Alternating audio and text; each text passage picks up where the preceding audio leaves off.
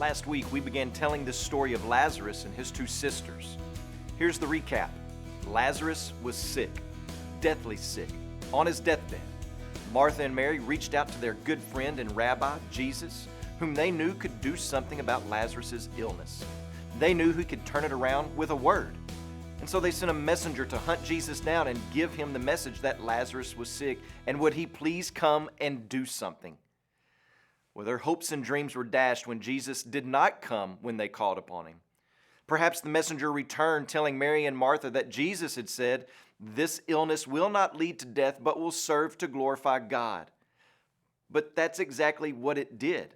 Lazarus died. God apparently had not been glorified. People were grieving. And then we find out that Jesus purposefully left them in their grief because he loved them. Some kind of love that seems to be. So that's the setting. Lazarus has died and Jesus seems to be dragging his feet. And yet all of this happens underneath the overriding purpose that God is going to use this situation to reveal Jesus to be God's unique, special Son, which glorifies God and in the end is going to deepen our faith. And in this case, and many times in our lives, Jesus does this by disrupting our plans, entering our pain so he can overcome it permanently.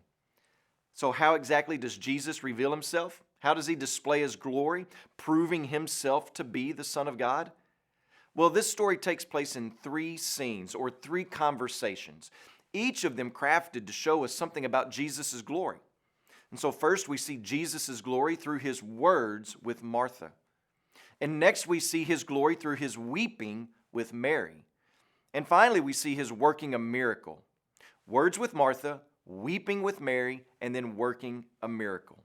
So Jesus finally shows up. He gets to the edge of Bethany and someone tells him that Lazarus has not only died, but he's been in the tomb for 4 days.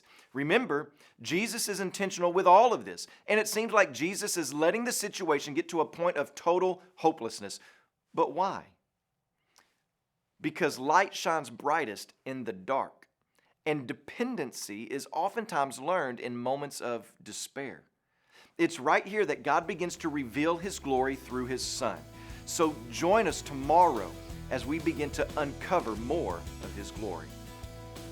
When you pray today, please remember Hannah McClellan, our missionary to Mexico. And also remember the Tagalog Life Word broadcast that's heard in the Philippines.